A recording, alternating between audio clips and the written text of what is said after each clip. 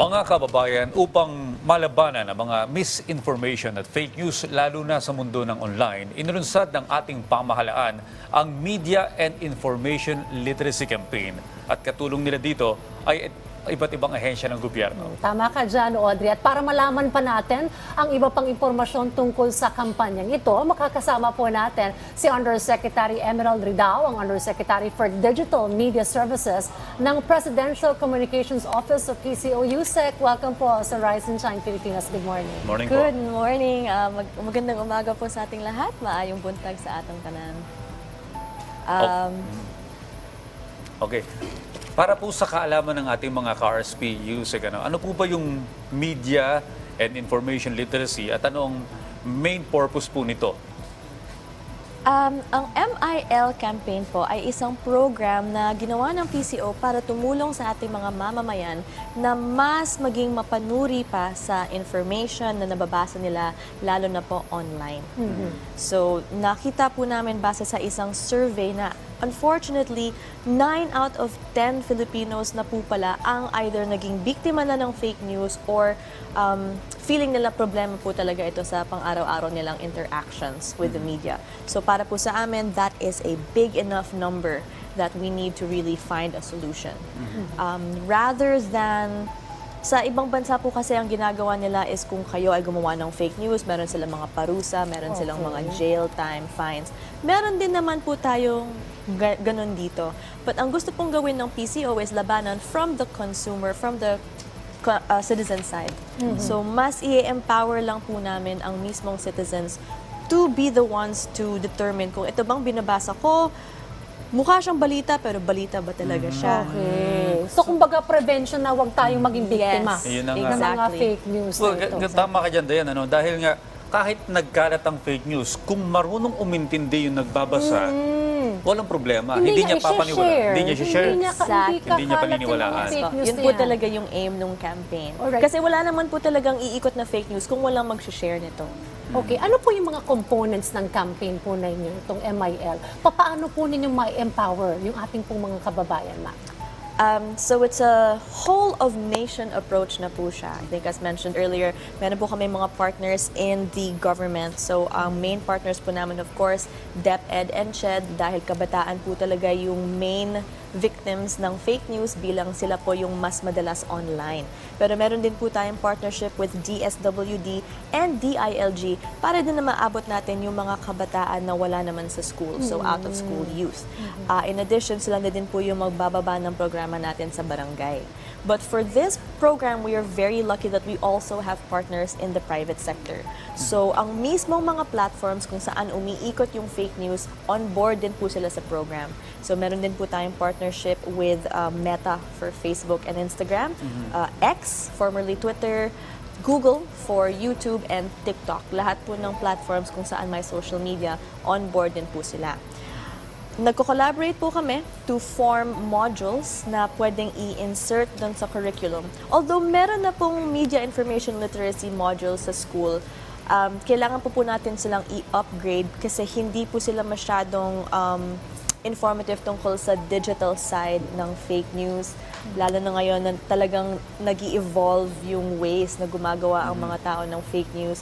Meron na po tayong artificial intelligence, AI, hindi pa po kasama sa mga modules yon. So we are working with both our private and our public partners to really come up with a solution as a module na pwede po nating i-download sa mga schools para maturuan nila yung kabataan. Well, tama si Yusek.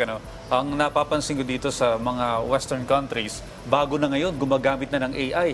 Halimbawa, video ni Presidente Marcos Jr., nagsasalita siya. Iba yung mensahe, gagamit sila ng AI na voice-over. Yun yung lalabas sa bibig. Lalabas sa bibig niya ganun. Hindi naman talaga sinabi ng isang personality. Yes. So napaka-delikado po nito. Pero para po maintindihan ng ating mga ka-RSP, paano po ba ikinaklasify yung proficiency ng isang pangkaraniwang Pilipino na tumitingin at nagbabasa or kumukuha ng information sa social media? It's a very good question. Actually, part of the program is to rank media literacy. Kasi unfortunately, hindi po lahat ng citizens ay patas ang understanding nito. Tama. Lalo na't hindi naman po lahat ay gumagamit ng social media, hindi naman po lahat ay exposed sa TV. So, at the moment, ginagawan po namin siya ng ranking system para ma-determine po namin kung aling klaseng fake news ang kailangan labanan. So, for example, dito sa Metro Manila, mas gumagamit ng internet ang ating mga citizens dito. So, mas focus sa digital media, sa social media, ang anti-fake news campaign. Pero sa mga provinces or other parts na hindi masyadong online, mas sa text message kumakalat ang mga disinformation. So for example, ang main problem ng DSWD ngayon is maraming nakakatanggap ng fake information tungkol sa mga payout na hindi naman po talaga mangyayari pero makakatanggap sila ng text. At dahil tungkol sa pera ito ay magfo-forward sila. Hanggat sa sobrang dami ng pumupunta dito sa fake location ng isang payout na hindi naman talaga mangyayari. So, iba-iba pong media ang nako-consume ng ating mga citizens. So, iba-ibang approach din po ang gagamitin natin in different parts of the country. Okay. Pero ito pong MIL campaign po ninyo, kasama po dito ang social media and even traditional media, ma'am. Kasama rin po ba? It's focused currently on social media dahil po ang first phase ng campaign is for youth. Base din po sa survey, ang kabataan po ang pinakamalaking biktima ng fake news for now. So it's focused on digital media just because we're trying to reach the youth. Pero hindi po natin syempre maiiwan yung mga traditional sides na nakaka-affect din. Although, because there is an ethics committee, there is a standard by which traditional media is really regulated, hindi po ganun kalaki ang problema ng fake news na lumalabas doon. Mas sa digital media talaga habang wala pang regulatory body, walang board na talagang magsasabi kung alin yung mga sources na verified, doon po talaga tayo tututo. Alright. Well, Yusek, nabanggit po na part ng initiative ay yung pag-include nito sa curriculum ng itong Yes, MIL, lalo na sa may higher education. Pero paano naman po natin matuturuan yung iba pang individual, lalo na doon sa mga far-flung areas na maging matalino or mag-research ng gusto bago maniwala sa mga information na nakikita nila? So going back to my example about the text message, ang isa sa mga ginagawa naming posters is turuan sila na yung mga text message na manggagaling sa mga government agencies, lalo na DSWD, pag nakatanggap po kayo ng message na yon, ay ang sender ay DSWD. Okay. Hindi po siya text number, hindi po kayo pwedeng mag-reply sa message na yon. So that's number one. Red flag na po yung kapag nakatanggap kayo ng text tungkol sa payout pero walang nakasulat na DSWD, mga ganong indications po. Number lang. Yes, phone number lang. So, ibig sabihin ay most likely hindi po talaga galing sa ahensya yung ganong klaseng information. So, gumagawa po kami ngayon ng mga posters. Inaaral po namin yung mga kinds of disinformation na nai-encounter ng mga citizens in the far-flung areas. Tapos, we will address that po with materials on the ground. Okay, maganda yung mga tips na naibigay ni Yusek Ridawa. Paano ma-spot na maling impormasyon pala yung natatanggap mo sa text. Sa social media naman, Yusek Ridawa. Ano yung mga handy na mga tips na pwede naming i-carry while we are consuming information sa social media? Ang pinaka-biggest step po talaga is check the source. Because on social media, madali na pong gumawa ng fake news. Lalagyan nyo lang ng logo ng, kunwari, PTV. Diba? Gagawa kayo ng graphics sa, kunwari, Canva. Madali na yun, libre, maganda pa, mukhang professional. Mukhang kapani-paniwala kapani-paniwala talaga siya. Tapos kukunin mo lang yung logo, pwede naman pong i-google yan. Madali na, actually, gumawa ng fake news. So, ang aming encouragement po talaga sa everyday na citizens is i-check nyo kung saan nang galing. Hindi porket mukha siyang balita, ay balita na agad siya. So, check nyo po kung sino ang nag-post. Baka hindi naman talaga yun yung station kung saan nang galing ang balita. At kung na-click nyo man po, minsan magkapangalan lang yan, nagagawa na rin nila yung fake page na nagmumukhang, kunwari, PTV.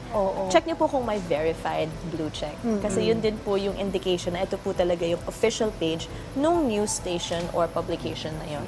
Well, tama, no? A few months ago, mayroong kumalat na fake news Ginamit lang yung parang logo ata ng Department of Agriculture or I'm not sure kung Malacanang, tapos may pirma pa ng Pangulo. Pero ang pinalitan yung nasa sa gitna. laman, yung content, no? Yes. So napaka-delikado po ngayon. Pero yung kagaya na sinabi ni Yusek, importante na marami kang source, hindi lang isa. makita mo kung government agency yung pinanggalingan ng information, doon makakasigurado ka. Lalo na kapag mga shocking headlines, Lalo dyan, na. dyan madalas na bibiktima yung Clickbait marami. agad. Clickbait Clickbait, talaga. tama. Kaya dapat mag-research ka pa kung totoo talaga ito. Well, ilan lamang yung mga napag-usapan namin dito. Marami pa pong mga information campaign. Ang PCO, would you like to encourage po ang ating pong mga viewers to participate po sa inyo pong mga programa, ma'am? Good morning po at maraming salamat sa lahat ng nanonood ngayong umaga. I'm very grateful that you gave me time to speak about this. Ang PCO po ay iikot sa iba't ibang provinces para gumawa ng isang campus caravan kung saan ibababa po namin ang media and information literacy campaign as well as other programs to really empower the youth to determine kung ang binabasa ninyo ay legitimate information or fake news ba. So we hope to see your participation there. Punta lang po kayo sa official Facebook page ng Presidential Communications Office para malaman kung aling campus kami pupunta at kung aling araw.